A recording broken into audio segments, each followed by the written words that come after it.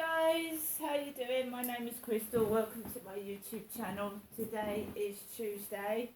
Tuesday, where I live, you get the cleaners coming into the building, the male and female cleaners that clean the building Monday to Friday, and they clean the bins down Corey's Road and beyond. They clean the area. So I'm up this morning. I'm obviously not sure when this clinician is going to ring, which, I mean, I could get a call when I'm taking Max out for a field, from round the field. I don't know. So I'm going to attempt to take Max out for his walk. I know my mum gave me some money yesterday, but I've grown wise with my old age, guys. I've grown wise. Normally, I would go into Chatham on the train and blow the money. Go into Strood, go into a charity shop, blow the money on rubbish. I've got bags out of charity shops and the zips have come off. I've had second-hand clothes. I've got stacks of clothes. I don't need anything else. In fact, I need to get rid of things, not pile more things into my flat.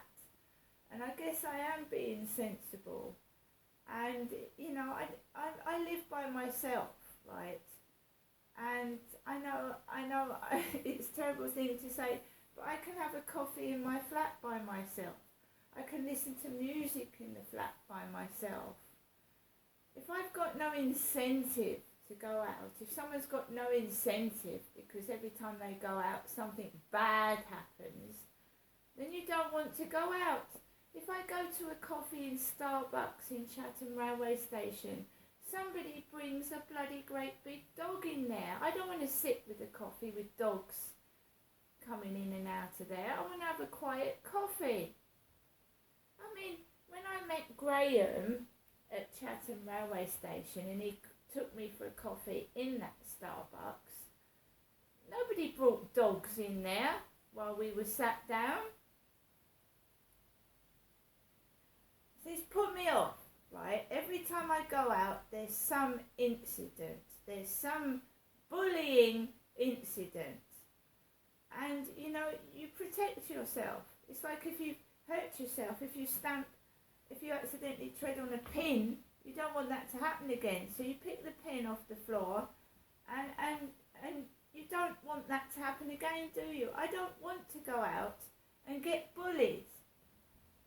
I don't want to go into the pound shop and, you know, they could be talking about something that's yucky, smelly, stinky and horrible.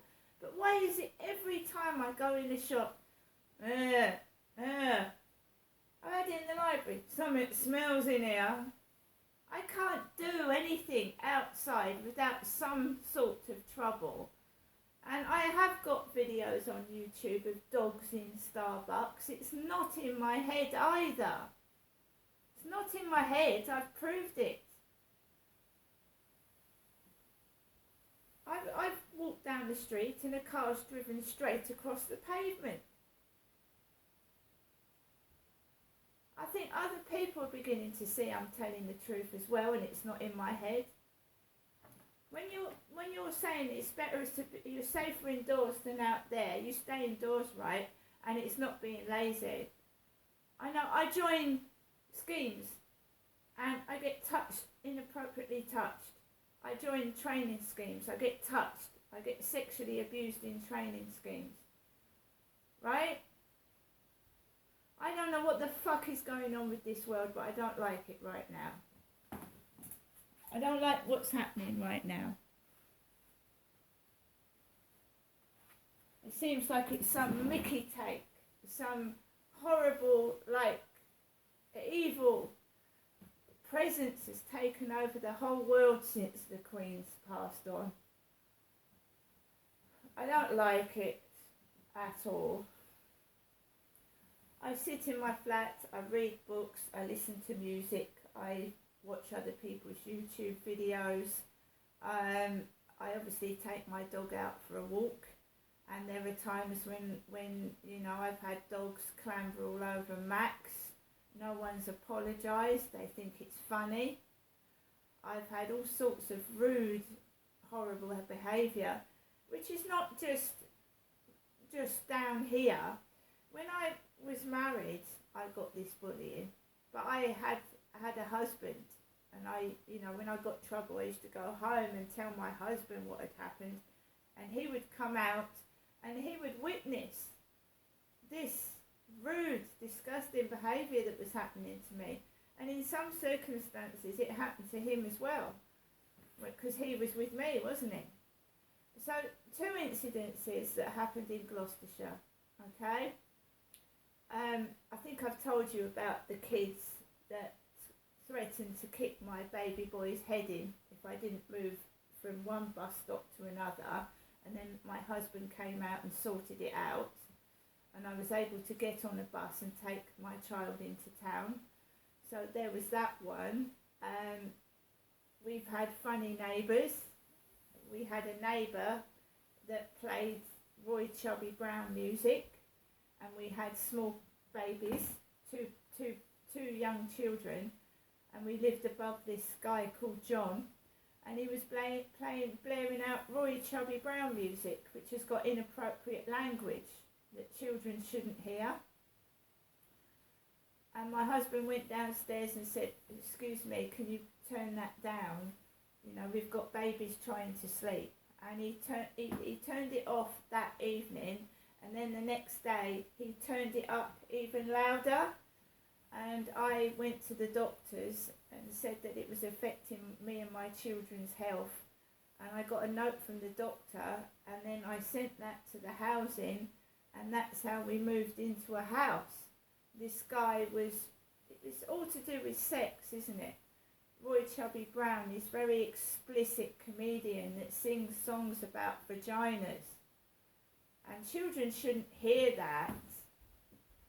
So obviously this bullying has been going on for years and years and years, and the rudeness in shops as well, because I was really, really excited when the lottery first came out, and I won 60 quid. And I went into, it was called Merritt's in Gloucestershire, Merritt's. And I went into the shop all excited. I've won 60 quid. And the frosty face assistant, "Oh, really, that's nothing. That's not really anything, is it?" And she gave me the money. I mean, it's just deflates you, doesn't it? You get up in the morning, "Oh, I've won 60 quid, great, I'm going to go to the shop and get it." And then some frosty face person goes, "Oh, that's not much, is it?" And then it puts you right down, doesn't it? I don't know who's doing it, why they're doing it. They're obviously some kind of nut and jealous, but they wreck my marriage, because this behaviour grinds you down, doesn't it? Keep being picked on and bullied, and threatening to kick a football at my baby's head when I'm waiting at a bus stop. And this is before the internet, it's before YouTube, it's before Facebook. This has been going on. Some big bully or bullies trying to upset me, and I'd rather stay indoors. And he's coughing upstairs. He's coughing, and I'm staying indoors, okay? That money is for bills. Bills. Take away my money. What am I going to do? Well, if I've got no money, the electric and the gas and the water will get cut off. It's as simple as that, won't it? I ain't going to go out and get money illegally, am I?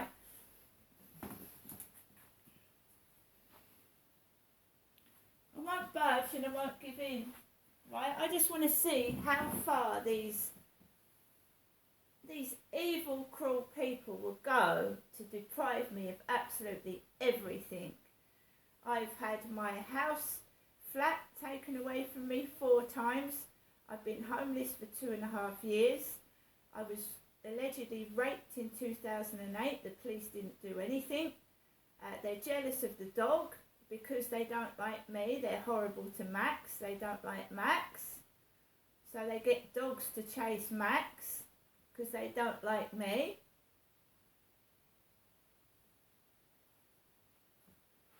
They're just horrible to me. But I want to know why. Why? Because I was a kid, you know.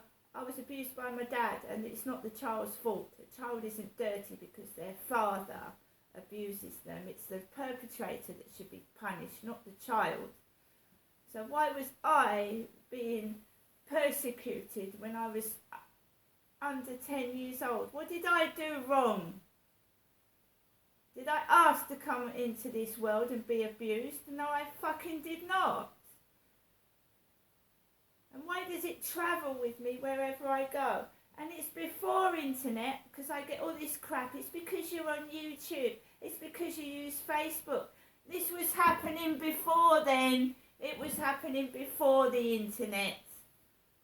Why do some random kids come up to a bus stop and threaten to kick a ball in my baby's head?